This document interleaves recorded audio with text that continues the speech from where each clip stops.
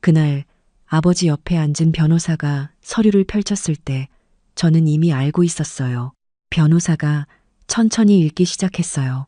이창호 대표님의 유지에 따라 할매손 외식그룹 전 자산을 처리하겠습니다. 강남 본점 건물, 시가 80억 원, 프랜차이즈 상표권 및 가맹 계약, 일체 60억 원, 현금 및 예금 20억 원, 총 160억 원 상당의 자산 전부를 장남 이준혁에게 이전합니다. 저는 테이블 위에 놓인 커피잔만 바라봤어요.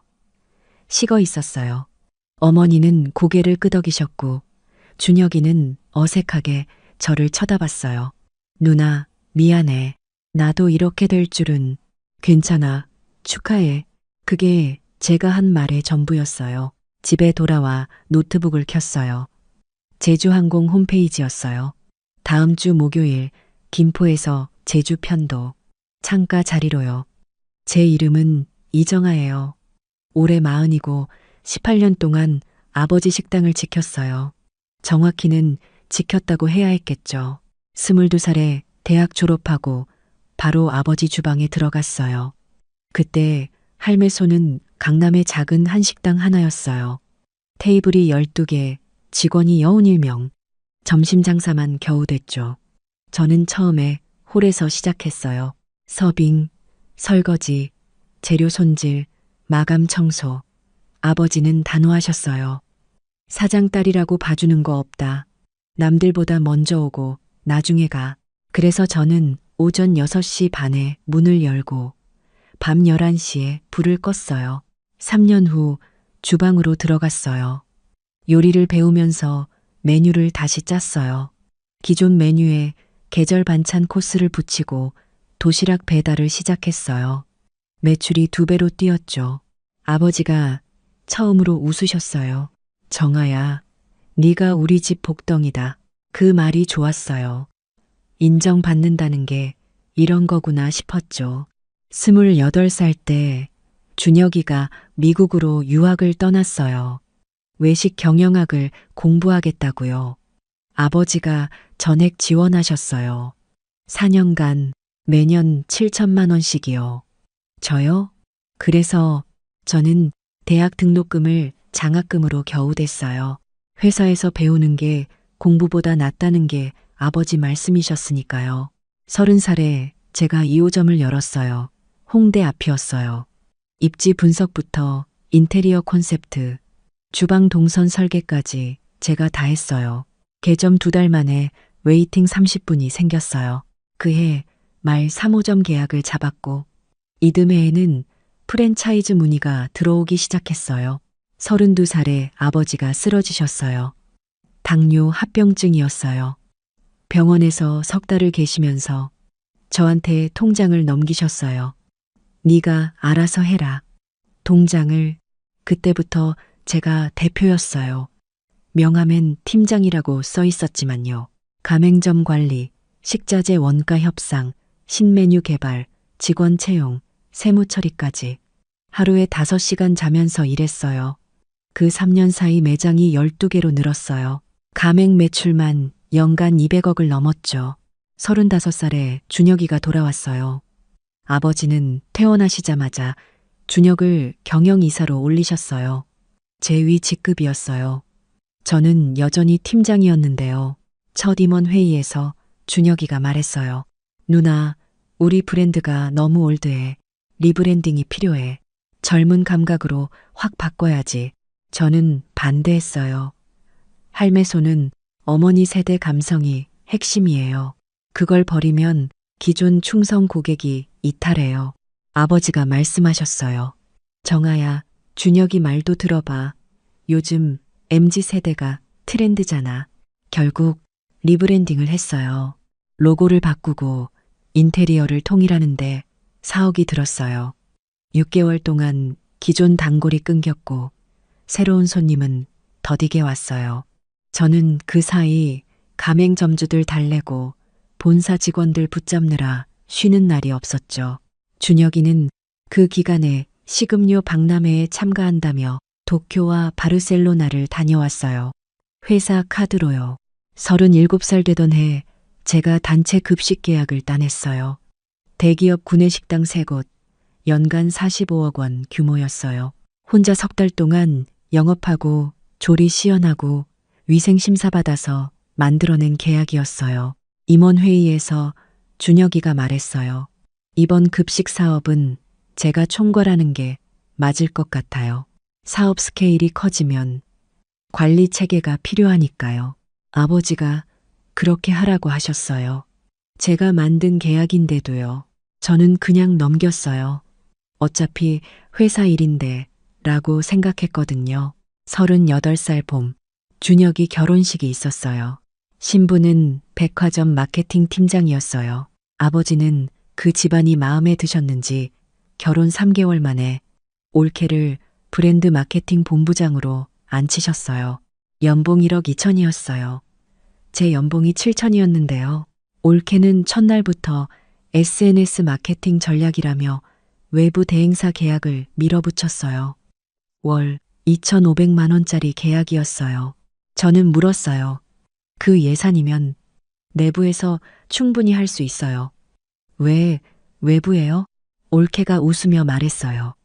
형님, 요즘은 전문가한테 맡겨야죠. 내부 인력이 할 수 있는 수준이 아니에요. 저는 18년 동안 그 브랜드를 만든 사람이었는데요. 아버지한테 말했어요. 아버지, 저 18년 동안 뭘 한 것 같으세요? 아버지가 잠시 침묵하셨어요. 정아야, 감정적으로 보지 마. 다 회사를 위한 거야. 그해 겨울 준혁이 추진한 카페 브랜드 론칭이 실패했어요. 트렌디한 감성 카페를 만들겠다며 3억 5천을 투자했는데 7개월 만에 접었어요. 아버지는 처음 하는 시도니까 그럴 수 있다고 하셨어요. 만약 제가 그 손실을 냈다면 어땠을까요? 생각만 해도 알 수 있었어요. 그해 말 제가 또 큰 계약을 만들었어요. 병원 위탁급식 5곳, 연간 80억 원 규모였어요. 6개월 동안 영양사 면허 교육을 받고 병원 측 담당자들과 일일이 신뢰를 쌓아 올린 결과였어요. 임원회의에서 올케가 말했어요. 이번 성과는 준혁 이사의 경영 방향성 덕분에 가능했습니다. 준혁이가 주도한 경영 방향성요. 저는 6개월을 발로 뛰었는데요. 아무 말 하지 않았어요. 이미 지쳐 있었거든요. 올해 초 세무조사가 들어왔어요. 올케가 계약한 외부 대행사가 유령 업체였던 거예요. 세금 계산서 허위 발행으로 가산세만 6억이었어요. 아버지는 화가 나셨지만 올케한테가 아니라 격리 직원한테 화풀이를 하셨어요. 제가 말했어요. 아버지, 이건 처음부터 무리한 계약이었어요. 아버지가 말씀하셨어요. 정아야, 지난 일을 왜 자꾸 꺼내니? 봄이 됐을 때 아버지가 갑자기 임시가족회의를 소집하셨어요.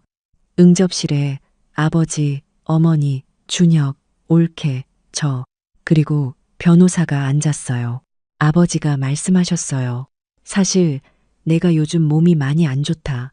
검사 결과가 좋지 않아. 저는 가슴이 철렁했어요. 그래서 정리를 하려고 한다. 살아있을 때 미리 해두는 게 맞으니까. 변호사가 서류를 꺼냈어요. 현재 할매손 외식그룹 자산 현황입니다.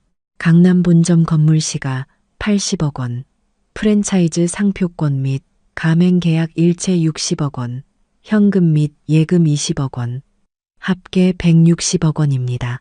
그렇대처란 160억이요. 아버지가 계속 말씀하셨어요. 회사를 접는 게 아니라 체계를 잡으려는 거야. 가족이 확실히 해두고 운영해야 하니까. 그러면 자산 관리는 누가 맡아요? 제가 물었어요. 아버지가 준혁을 보셨어요. 준혁이한테 넘길 거야. 경영을 맡고 있으니까 자산도 같이 가져가야지.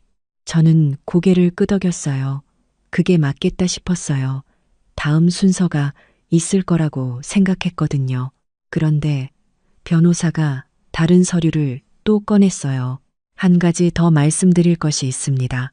대표님께서 자산 전부를 이준혁 이사 단독 명의로 이전하시기로 결정하셨습니다. 이정아 팀장님께는 별도 지분이 없습니다. 그런데 귀가 멍했어요. 어머니가 손을 꼭 쥐셨어요. 정아야, 서운하지. 그래도 어쩌겠니. 준혁이가 가정을 꾸렸잖아.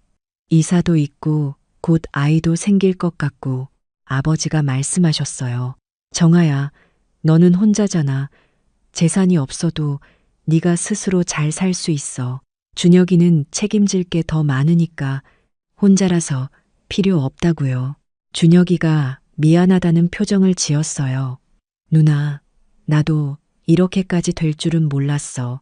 아버지가 결정하신 거니까. 저는 그냥 웃었어요. 괜찮아. 아버지 결정이시니까. 이상하게 화가 나지 않았어요. 오히려 뭔가 탁 풀리는 느낌이 들었어요. 18년이요. 새벽 6시 반 출근, 밤 11시 퇴근. 명절에도 가게 열고, 아플 때도 주방 들어가고, 아버지 쓰러지셨을 때도 통장 하나 들고 회사 지켜냈는데 혼자라서 필요 없다고요. 축하해, 준혁아. 잘 관리해. 그날 밤 짐을 쌌어요. 캐리어 하나에 필요한 옷만 넣었어요. 다음 날 아침 평소처럼 출근했어요. 아무도 몰랐죠. 오후에 인사팀 문을 두드렸어요. 사직서 쓰려고요. 인사팀장이 놀랐어요. 정아 팀장님이요? 무슨 일이에요? 개인 사정이 있어요. 다음 주 수요일자로 퇴사할게요. 대표님은 아세요? 제가 직접 말씀드릴게요. 아버지 사무실로 갔어요. 아버지, 저 그만둘게요. 아버지가 자리에서 일어나셨어요. 뭐? 갑자기? 하고 싶은 게 생겼어요. 다음 주에 퇴사요. 정아야, 지금 어려운 때에 어떻게 그래? 세무 문제도 안 끝났고, 아버지, 그 문제는 준혁이가 담당이잖아요. 160억 받으셨으니까요. 아버지가 한참 저를 보셨어요. 삐진 거니? 재산 때문에? 아니요. 전혀요. 그냥 제 인생을 살고 싶어요. 사무실을 나왔어요. 수요일 아침 김포공항으로 갔어요. 체크인하고 출국장 들어가면서 휴대폰을 무음으로 바꿨어요. 1시간 비행 끝에 제주도에 내렸어요. 공항 앞 렌터카를 빌렸어요. 애월 쪽 작은 게스트하우스에 방을 잡았어요. 창문 너머로 감귤밭이 보였어요. 짐 풀고 마트에서 재료를 사왔어요. 오랜만에 혼자 밥을 지었어요. 된장찌개요. 회사에서 만드는 메뉴가 아니라 그냥 제가 먹고 싶은 밥이요. 오랫동안 그런 밥을 안 먹었다는 걸 그때 알았어요. 다음 날부터 걸었어요. 올레길 7코스를 걷고 월정리 해변을 따라 걷고 이름 모를 오름을 올랐어요. 휴대폰은 숙소에 두고 나왔어요. 2주가 지났어요. 한라산 등산을 마치고 숙소에 돌아와 처음으로 휴대폰을 켰어요. 전화 98통, 카카오톡 162건. 어머니, 정아야 어디 있어? 연락 좀 해라. 어머니, 집에 안 오니 걱정되잖아. 어머니, 가게 일이 이상하다. 빨리 연락해. 준혁, 누나, 나야. 거래처에서 자꾸 누나 찾아. 어떻게 해? 준혁, 급식 계약 갱신인데 담당자가 누나 아니면 미팅 안 한대. 옳게. 형님, 가맹점주들이 항의 전화를 해요. 어떻게 대응해야 해요? 옳게. 형님, 거래처 거절당했어요. 형님 이름 거론하던데요. 저는 천천히 읽었어요. 병원 급식 갱신건. 제가 6개월 동안 쌓은 관계였어요. 저를 믿고 계약한 사람들이었죠. 가맹점주 항의. 18년 동안 제가 직접 관리했던 분들이었어요. 거래처 거절. 식자재 납품업체들이요. 제가 직접 만나서 신뢰를 쌓은 분들이었고요. 어머니한테 전화를 걸었어요. 정아야, 지금 어디야? 당장 와야 해. 왜요? 왜긴 가게가 엉망이잖아. 거래처도 끊기고 점주들도 날리고 네가 있어야지.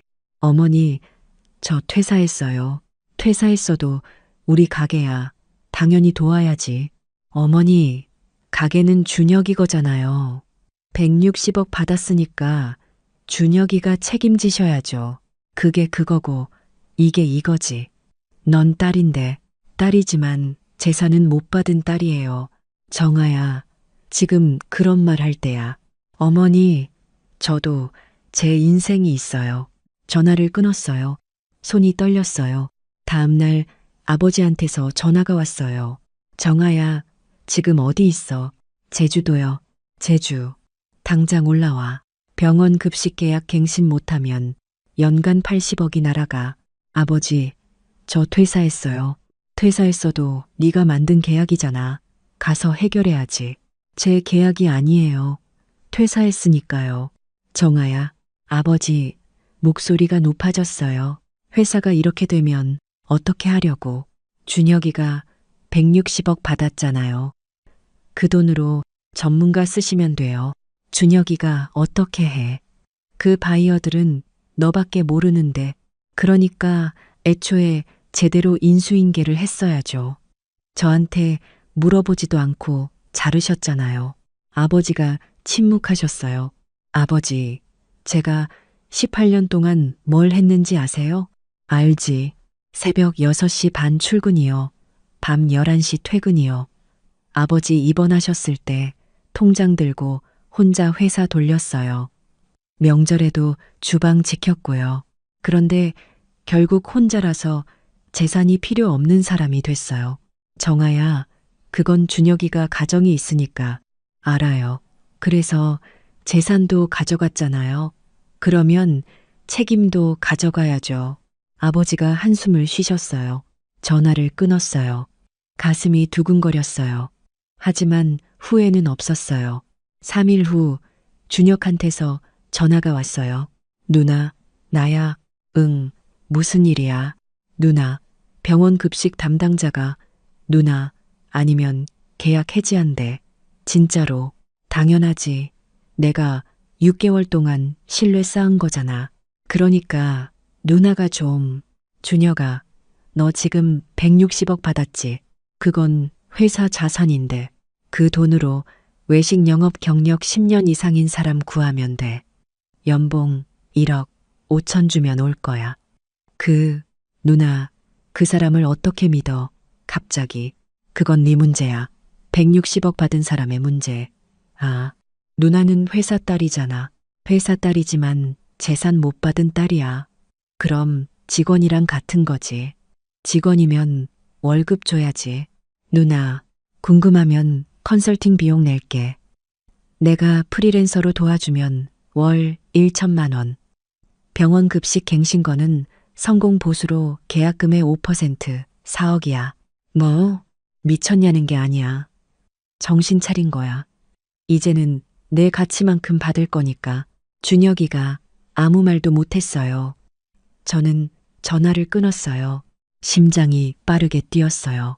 하지만 이상하게 상쾌했어요. 평생 처음으로 제 가치를 소리내어 말한 기분이었거든요. 한 달이 지났어요. 어느 날 아침 제주 바닷가에서 커피를 마시다가 뉴스를 봤어요. 중소외식 프랜차이즈 가맹점주 이탈 잇따라 할매손 본사 측과 분쟁 발생 기사였어요. 아버지 가게였어요. 가맹점주 8곳이 계약 해지를 통보했대요. 본사의 일방적인 정책 변경과 소통 부재를 이유로요. 병원 급식 계약도 갱신이 안 됐다고 했어요. 주요 식자재 납품업체도 공급을 중단했고요. 저는 커피를 한 모금 마셨어요. 예상했던 일이었어요. 18년 동안 제가 쌓은 관계들이었어요. 저 없이는 당연히 이렇게 될 수밖에 없었죠. 그날 저녁 준혁한테서 카톡이 왔어요. 누나, 진짜 큰일 났어. 이번 달 가맹비 수입이 반토막 났어. 어떻게? 1억. 답장하지 않았어요. 이틀 후 올케한테서 왔어요. 형님, 은행에서 운영대출 거절당했어요. 신용 문제래요. 형님이 있었으면 이런 일이 없었을 텐데. 역시 답장하지 않았어요. 나흘 후 아버지한테서 카톡이 왔어요. 정아야, 아빠가 잘못했다. 돌아와라. 같이 다시 살려보자. 저는 그때 답장을 했어요. 아버지, 가게는 준혁이 거예요. 준혁이가 살려야죠. 아버지가 바로 전화하셨어요. 정아야, 정말 안 도와줄 거니? 네, 가게가 망하면 어떡하려고. 아버지, 자산이 160억이잖아요. 그 돈이 벌써 절반이 나갔어. 가맹점 보상에, 세금 처리에, 운영비에, 그럼 남은 돈으로 전문가를 쓰셔야죠. 아버지 목소리가 흔들렸어요. 정아야, 제발, 아빠가 잘못했어. 그때 재산을 같이 나눴어야 했는데, 이제 와서 재산을 어떻게 나눠요? 이전이 다 됐는데, 그럼 뭘 어떻게 하면 되니? 아버지, 저는 이제 제 인생을 살고 싶어요. 정아야, 18년이면 충분해요. 전화를 끊었어요. 밤하늘에 별이 많았어요. 오랜만에 하늘을 올려다봤어요. 그때까지 하늘을 볼 여유가 없었다는 걸 알았어요. 2달 후 한국으로 돌아왔어요. 집엔 가지 않았어요. 바로 부동산 앱을 열었어요. 마포 쪽 작은 사무실을 계약했어요.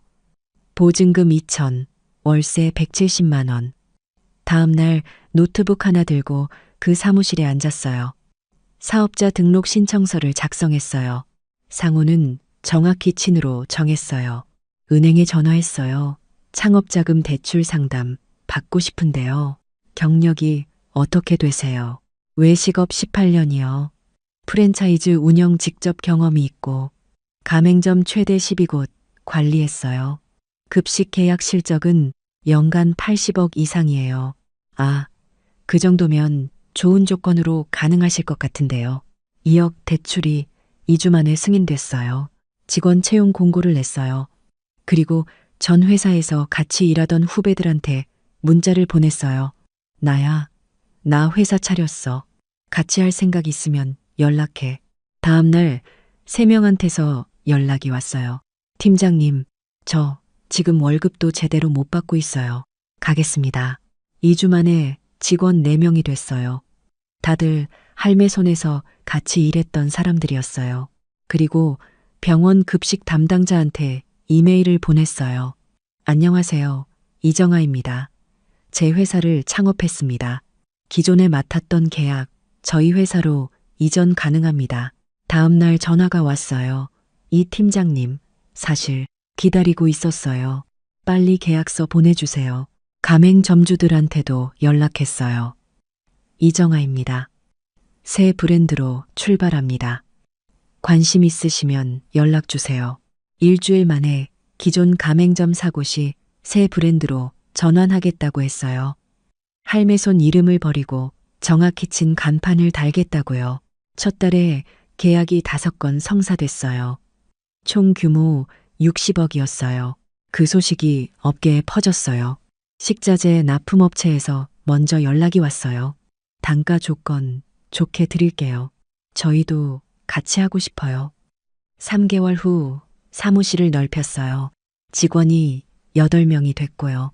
그때쯤 어머니한테서 전화가 왔어요. 정아야, 너 회사 차렸다며? 네, 잘 된다고 들었어. 다행이요.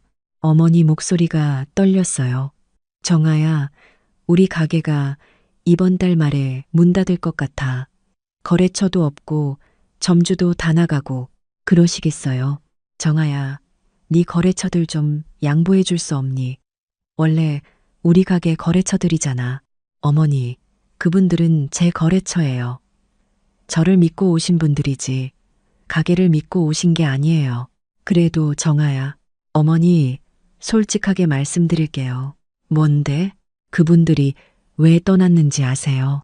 제가 18년 동안 쌓은 관계였어요. 그 관계는 저한테 있는 거예요. 가게에 있는 게 아니고요. 주연아, 정아예요.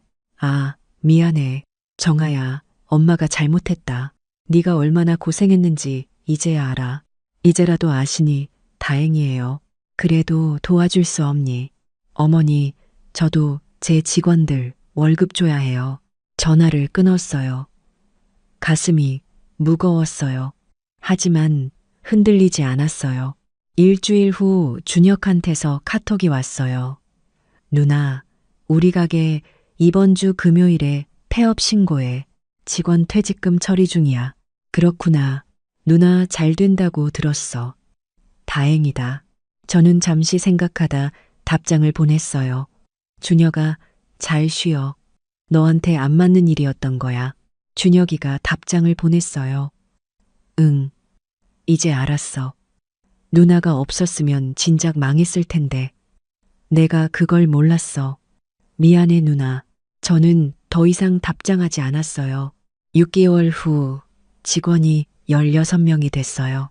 연매출 목표는 300억이었어요. 어느 날 오전 미팅을 마치고 사무실로 들어오는데 프런트에서 연락이 왔어요. 대표님, 방문객이 오셨어요. 누구세요? 이창호 씨라고 하시는데요. 아버지였어요.